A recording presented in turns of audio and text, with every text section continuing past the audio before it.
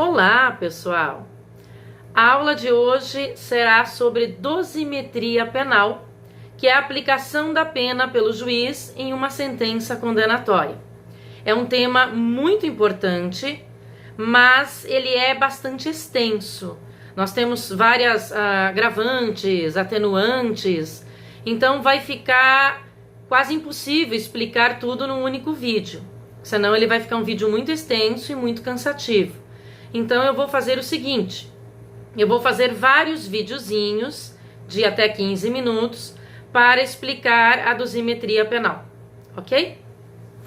Bom, a dosimetria, que é quando o juiz ele faz o cálculo da pena numa sentença, quando ele condena alguém, obviamente é só na sentença penal condenatória. A dosimetria ela é pautada em 3 fases, por isso a gente diz que o nosso sistema é o trifásico. E essas 3 fases, elas têm que ser seguidas à risca pelo juiz e na ordem exata que eu vou passar, sob pena de nulidade absoluta e total da sentença. Primeira fase, fixação da pena base. Segunda fase, agravantes e atenuantes. Terceira e última fase, causas de aumento e de diminuição de pena. Antes de mais nada, vocês precisam saber que existem 3 modalidades de pena. A pena base, que eu vou logo começar a falar, a pena em abstrato e a pena em concreto. Pena em abstrato, eu sempre comento em sala de aula, é a pena feita pelo legislador. É aquela pena que vai estar no próprio tipo penal, embaixo lá do artigo, né? Pena, tantos a tantos anos. A pena base é a pena feita pelo juiz, porém é a pena inicial. Quando ele vai começar o cálculo, tudo tem um começo, então ele tem que ter uma base, uma estrutura para começar a fazer o cálculo. Essa é a pena base. E pena em concreto também é uma pena feita pelo juiz, só que é a pena final. Quando ele condena o réu a tantos anos de pena, lá no final ele vai dar a pena em concreto. Outra coisa que vocês têm que saber é a diferença entre qualificadoras e privilegiadoras, agravantes e atenuantes, causas de aumento e de diminuição de pena. Eu já dei uma explicadinha básica em sala de aula, mas agora eu vou reforçar, porque antes de mais nada tem que ficar bem clara essa diferenciação. Eu costumo brincar que são 3 casais, 3 parzinhos. Qualificadoras e privilegiadoras, primeiro casal, agravantes e atenuantes, o nosso segundo casalzinho, e causas de aumento e causas de diminuição de pena. Qualificadoras e privilegiadoras, vocês vão descobrir quando houver uma nova pena em abstrato no artigo, maior ou menor que a pena do caput. Alguns crimes têm qualificadoras e alguns poucos têm privilegiadora, tá? Então, vocês vão encontrar no caput uma pena. Se depois do caput, portanto, nos parágrafos, vocês encontrarem uma nova pena em abstrato, se ela for maior que a pena do caput, é uma qualificadora. Então, nós vamos ter um crime qualificado. Se essa nova pena for menor que a pena do caput, é uma privilegiadora, um crime privilegiado. Crime qualificado tem um monte no Código Penal, e dificilmente vai vir com o nome qualificado. Por exemplo, o homicídio no 121, parágrafo 2º, ele está escrito lá, homicídio qualificado. O furto no 155, está escrito furto qualificado. Mas a maioria dos crimes qualificados não vai estar escrito. Vocês vão descobrir, porque vocês vão encontrar uma nova pena em abstrato, como eu falei, maior que a do caput. Exemplo, vamos pegar um ali, tem tantos, tem muitos crimes qualificados. Artigo 133, o crime de abandono de incapaz. Vocês têm uma pena no caput, tem uma outra pena no parágrafo 1º maior que a do caput, é uma qualificadora, quando do abandono ocorrer lesão corporal grave ou gravíssima na vítima abandonada. E no parágrafo 2º tem outra pena em abstrato, maior ainda que a do caput, que é outra qualificadora, quando ocorrer morte. Tá? Então, esse seria o crime de abandono de incapaz, qualificado pelo resultado lesão corporal grave ou qualificado pelo resultado morte. Crime privilegiado, pouquíssimos. Vamos pegar um ali, bigamia, artigo 235 do Código Penal. No caput tem uma pena, em abstrato. E no parágrafo único, vocês vão encontrar uma outra pena menor que a do caput. É uma privilegiadora, chama-se bigamia privilegiada. Então, qualificador e privilegiador, vocês vão observar lá que há uma nova pena, diferente da pena do caput. Agravantes e atenuantes.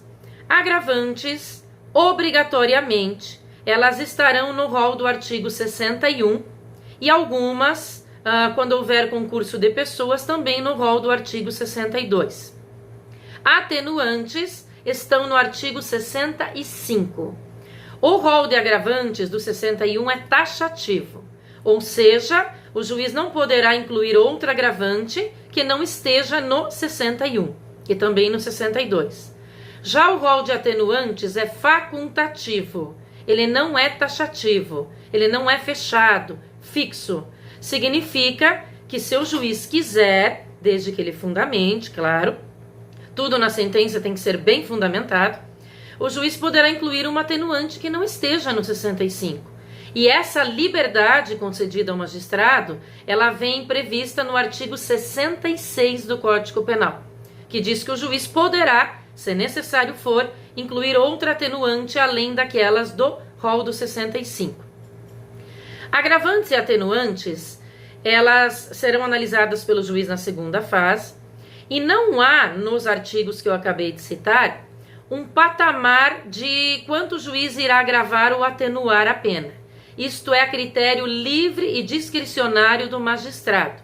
Ele agrava ou ele atenua a pena, sinceramente, quanto ele bem quiser. Há, claro, um costume jurídico, uma praxe forense, de ficar em torno de 1/6, mais ou menos por aí, seja agravando ou atenuando a pena. Causas de aumento e de diminuição, analisadas na terceira e última fase da dosimetria penal, alguns crimes terão.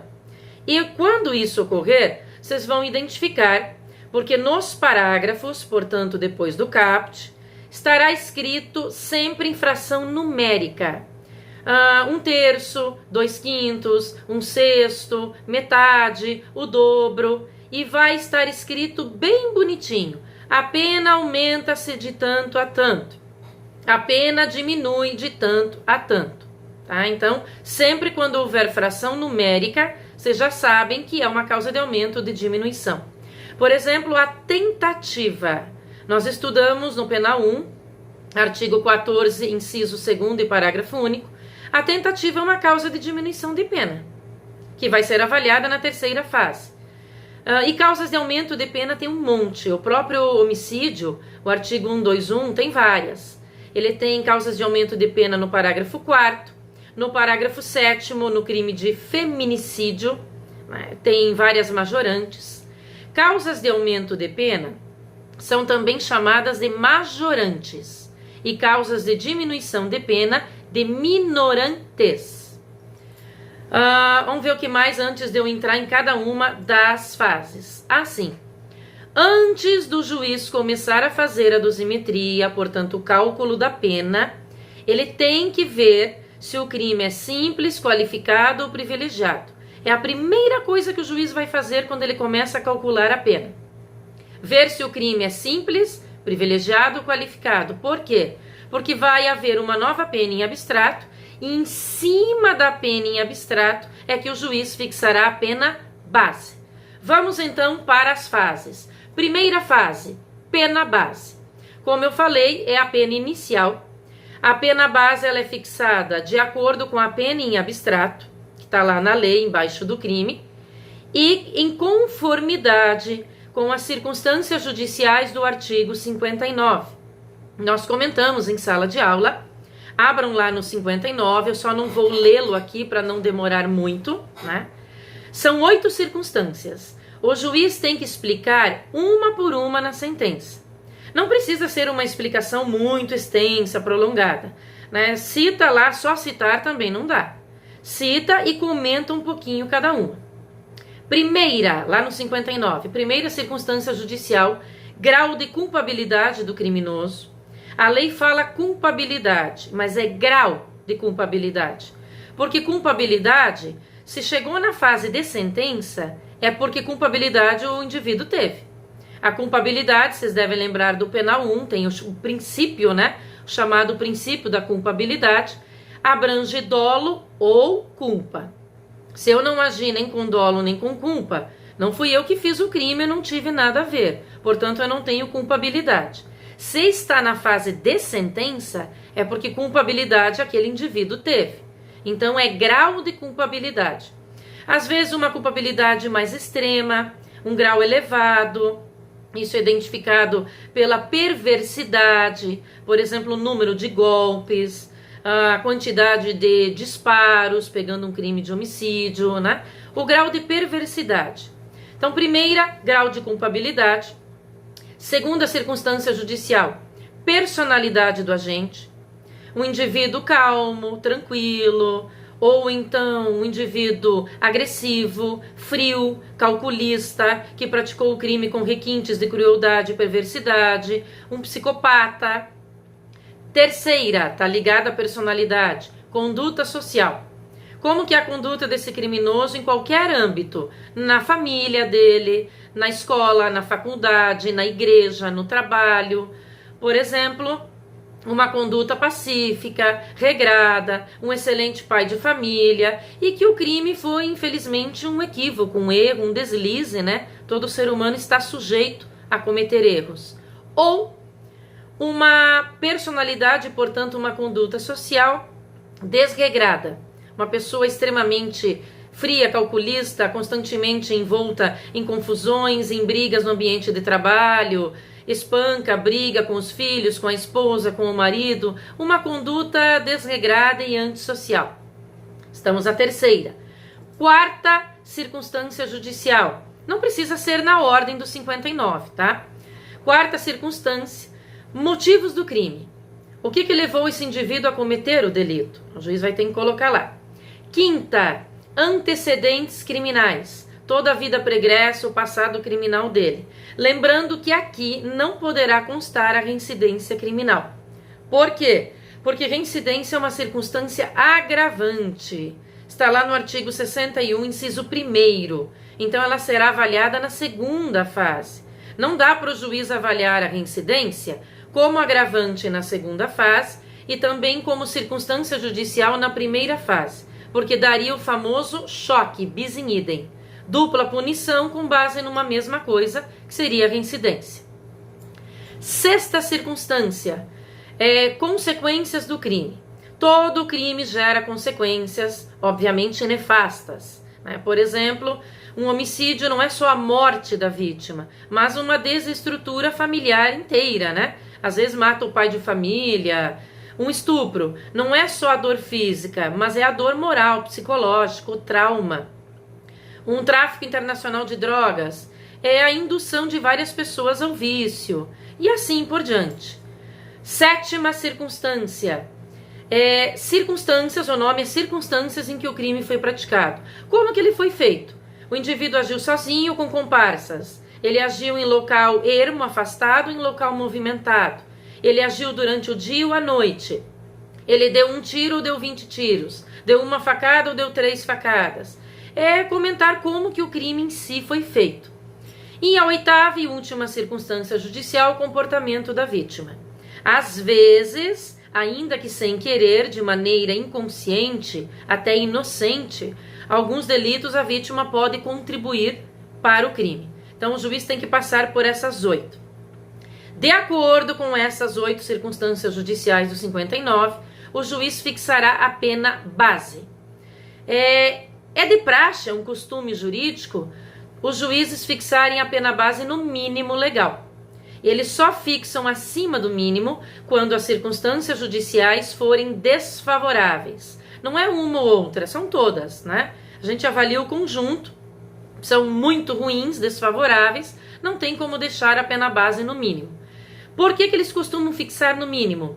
Porque se colocar acima do mínimo, a fundamentação tem que ser mais elaborada, mais aprimorada, e aí toma mais tempo, dá mais trabalho. Então, geralmente é uma praxe, né, no meio jurídico, judicial, fixar a pena base no mínimo legal. Então, vamos pegar lá o homicídio, artigo 121, vamos pegar o homicídio simples que está no caput. Pena, 6 a 20 anos. De 6 a 20 tem uma diferença imensa, né?